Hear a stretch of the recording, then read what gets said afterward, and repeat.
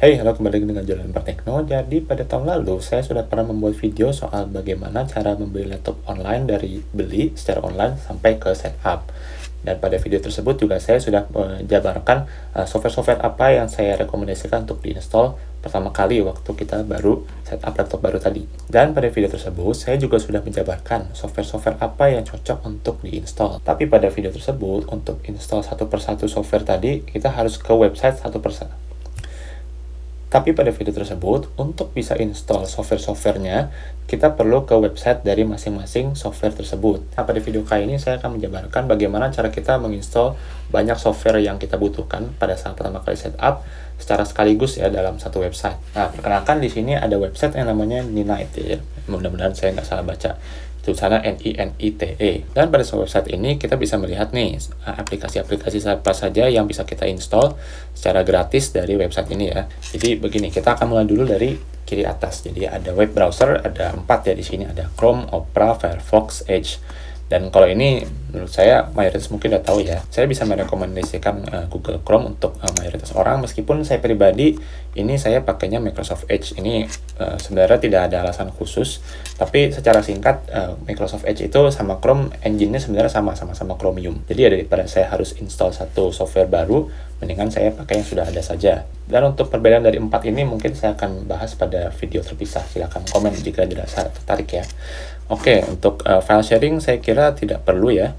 Lalu ada compression, ada 7-zip, pzip, atau WinRAR. Saya bisa merekomendasikan antara 7-zip atau WinRAR. Pzip mungkin bagus, tapi saya tidak ada pengalaman. Dimana untuk khusus untuk WinRAR ya, kadang-kadang orang-orang itu masih kirim file yang dikompres dalam bentuk RAR. Dan utilitas bawaan pada Windows untuk unzip-nya itu tidak bisa membuka WinRAR. Jadi oke, kita klik WinRAR misalnya di sini. Lalu messaging, di sini ada Zoom, Discord, Skype, Pidgin, Thunderbird, sama Trillian. Nah, yang saya akan jabarkan beberapa saja. Misalnya Zoom ini mungkin semua orang sudah tahu ya untuk video call.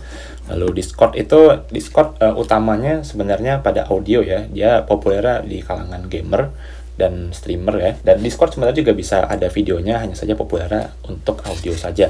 Kemudian Skype ini dulu sebelum ada Zoom dia cukup populer ya untuk video call, dan zaman itu ya memang video call masih agak-agak jarang.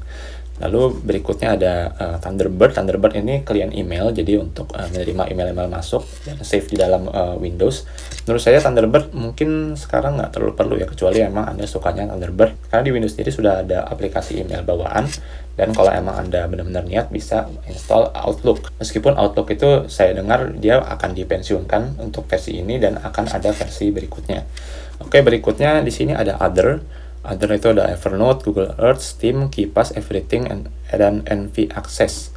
Evernote itu untuk pencatat notes ya. Saya sendiri dulu sering banget pakai Evernote, tapi lama-kelamaan rasanya Evernote ini agak-agak berat. Jadi saya untuk mencatat lebih suka pakai Google Keep saja yang berbasis di web. Lalu Google Earth ini saya sering install karena ini hubungannya sama pekerjaan, di mana saya banyak survei dan sebagainya. Lalu Steam ini jelas untuk main game ya, untuk download game. Ini ya silakan, kalau Anda gamer silakan diinstal. Untuk sekarang saya sepertinya akan pilihnya Google Earth saja. Saya akan pilih kalau untuk messaging saya akan pilih Zoom, Discord saja. Lalu berikutnya di sini ada media, di mana dari sekian banyak ini saya bisa merekomendasikan paling VLC. VLC itu pemutar video dari segala macam format, dia pasti bisa muter ya. Ini mungkin VLC itu bisa dibilang ada di mana-mana, di Android ada, di iPhone ada, di iPad ada, di Windows ada, Mac ada, dan di semua platform tersebut dia bisa menjalankan hampir semua format video. Lalu Winamp ini media player yang tua sekali ya. Lalu di sini ada Audacity. Nah, Audacity itu kadang saya gunakan kalau saya itu merekam audio, tapi audionya itu agak-agak bermasalah, dimana saya harus noise reduction dulu, atau potong-potong, atau di convert ke format lain. Nah, itu saya biasanya pakai Audacity karena dia cukup bagus dan gratis. Lalu Spotify ya, ini untuk streaming audio, mungkin sudah pada tahu juga. Lalu di sini ada Handbrake. Handbrake itu mungkin untuk beberapa video editor penting ya, untuk konversi, transcoding, dan sebagainya. Cuma saya pribadi saya belum merasakan ada kebutuhan untuk pakai Handbrake, jadi saya nggak pakai ini. Lalu untuk runtimes ini menurut saya mungkin bisa kita skip ya. Karena runtimes itu memang dibutuhkan pada Windows untuk install beberapa software. Hanya saja, kadang kalau kita tuh memang butuh salah satu runtimes ini, waktu kita mau install software itu, kita akan dialihkan ke link download runtimes yang terkait. Jadi menurut saya, dia tidak terlalu perlu untuk diinstal di depan, jadi installnya sesuai kebutuhan saja. Lalu developer tools, di sini ada Python, FileZilla, Notepad, JDK, WinSCP, PuTTY, WinMerge, Eclipse, dan Visual Studio Code. Dan di sini ya, ini sesuai kalau Anda programmer, itu ya silakan sesuaikan kebutuhan Anda. Misalnya Anda butuh Python, ya install Python. Lalu kalau Anda butuh IDE, jadi interface untuk development ya, mungkin Anda bisa download Visual Studio Code. Lalu kadang-kadang Anda tuh mungkin ngedit script code-nya itu tidak dalam IDE, tapi dalam aplikasi yang jauh lebih ringan seperti Notepad. Di sini ada versi yang lebih bagusan lagi dari Notepad biasa, yaitu adalah Notepad++. Ini juga bisa di-download. Lalu yang saya tahu berikutnya adalah PuTTY. Ini kalau Anda itu berurusan sama microcontroller dan Anda butuh monitor output dari microcontroller Anda di laptop Anda, ini cocok kalau Anda pakai PuTTY. Lalu berikutnya di sini ada imaging. Di sini ada Krita, Blender, PaintNet, GIMP, dan seterusnya. Mungkin saya jelaskan beberapa saja ya. Blender itu untuk rendering 3D ya biasanya, dan dia open source, jadi cukup populer di kalangan orang-orang yang suka rendering ya. Ini kalau Anda butuh bisa diinstal. Lalu ada GIMP. GIMP ini sebenarnya versi gratis dari Photoshop. Jadi daripada Anda download bajakan ya, mending Anda download GIMP. Lalu di sini ada Irfan View. Ini sebenarnya hanya untuk menampilkan image saja. Kalau misalnya image viewer di laptop Windows Anda itu tiba-tiba rusak sendiri, nah itu Anda bisa download ini sebagai alternatif. Lalu ada Inkscape. Inkscape itu semacam versi gratis dari Adobe Illustrator. Jadi kalau ada Illustrator dan butuh gambar yang berjenis vektor, ini bisa Anda gunakan. Berikutnya akan lanjut ke Documents ya. Documents di sini ada Foxit Reader, LibreOffice, Sumatra PDF, Qt PDF, OpenOffice. Jadi untuk Foxit, Sumatra PDF, dan Qt PDF itu pada intinya adalah untuk baca PDF ya. Biasanya sih versi bayarnya bisa ngedit PDF juga, atau menambahkan misalnya tanda tangan atau watermark dan sebagainya. Lalu ada LibreOffice dan OpenOffice. Ini alternatifnya Microsoft Office ya. Jadi ada semacam Word-nya, lalu ada PowerPoint-nya, lalu ada Excel-nya. Nah, hanya saja kalau saya pribadi, saya nggak terlalu suka alternatif Office karena saya itu kerjanya berurusan dengan banyak orang dan suka kirim-kirim file dalam format natif ya, docx, lalu pptx, lalu xlsx. Dan kalau saya pakai salah satu dari LibreOffice atau OpenOffice ini, saya khawatir formatnya berantakan. Nah, kalau Anda yang nggak berurusan sama format, mungkin ini oke. Tapi kalau Anda itu sangat mementingkan format ya, ini mungkin lebih baik pilih Office saja. Sebenarnya di sini juga ada alternatif lain ya, bisa mana Adobe PDF juga Anda bisa pilih, bisa download di website Adobe. Cuma sepertinya di sini sama sekali tidak ada software Adobe yang bisa download. Lalu ada online storage. Ini ada Dropbox, Google Drive, OneDrive, sama SugarSync.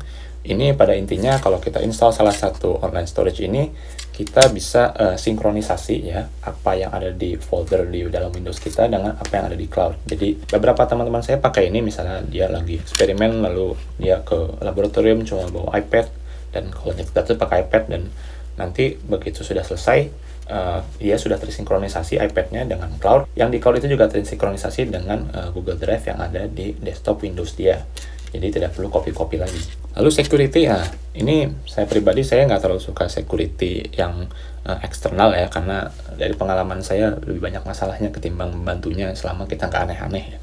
Ya misalnya waktu itu ada teman saya yang install antivirus, kemudian kita mau main game, nggak tahu kenapa dia tuh satu-satunya yang nggak bisa join ke grup kita. Ini gara-gara antivirus nyata. Dan masalah lain yang pernah saya temukan, ada teman saya yang tidak bisa buka file docx dia yang tersinkronisasi di cloud gara-gara antivirus. Lalu terakhir di sini ada TeamViewer, lalu ada ImageBurn, RealVNC, TerraCopy, CDBurner, Revo, Launchie, WinDirStat, Gallery, Infrared Recorder, dan Classic Start. Dan kalau saya pribadi, saya akan minimal install TeamViewer lalu WinDirStat. Jadi TeamViewer itu, kalau mungkin Anda yang belum tahu, itu untuk mengendalikan komputer dari jarak jauh dengan komputer lainnya. Misalnya saya install TeamViewer di sini, kemudian saya install TeamViewer di desktop kerja saya. Nanti saya bisa menggerakkan desktop kerja saya lewat laptop ini secara jarak jauh ya, selama dua-duanya terkonek ke internet. Lalu WinDirStat ini fungsinya untuk manajemen storage, di mana kalau Anda merasa komputer Anda itu kepenuhan storage-nya dan Anda bingung di mana sih yang bikin penuh, nah itu bisa dibantu dengan Windows Start. Mungkin akan ada video terpisah untuk ini. Dan dari sekian ini saya sebenarnya menyayangkan ngapa nggak ada aplikasi screen recording sama sekali. Sebenarnya Zoom tuh bisa, dan memang di Windows itu sudah ada aplikasi screen recording bawaan ya, pencet tombol Windows lalu G. Hanya saja itu kapabilitasnya sangat-sangat terbatas, dimana kalau dari pengalaman saya biasanya itu yang bisa di record itu hanya satu aplikasi saja, dan umumnya adalah game. Nah, kalau mau screen recording, saran saya coba Anda install namanya OBS. Itu free dan dia bisa screen recording sesuai dengan kebutuhan kita. Jadi bisa dipilih bagian mana yang mau di screen record, atau bahkan lebih baik lagi Anda juga bisa streaming dengan OBS. Nah, kalau udah selesai, Anda tinggal klik Get Your Net di bawah sini, akan ada installer yang terdownload di sini, dan Anda tinggal klik installer di yang baru Anda download ini ya. Nah, setelah itu Anda tinggal tunggu Ninnet itu akan menginstal satu persatu aplikasi pilihan Anda. Ya, memang Anda perlu intervensi juga lah, jadi Anda harus klik accept, agree, next, dan sebagainya selama instalasi. Tapi minimal Anda nggak perlu mondar-mandir ke segala macam website hanya untuk install aplikasi-aplikasi basic. Oke, demikian aja video dari saya, mudah-mudahan bermanfaat. Silahkan like video ini jika terasa bermanfaat, subscribe jika ingin ketinggalan konten lain berteknologi lainnya. Saya Julian, terima kasih telah menonton.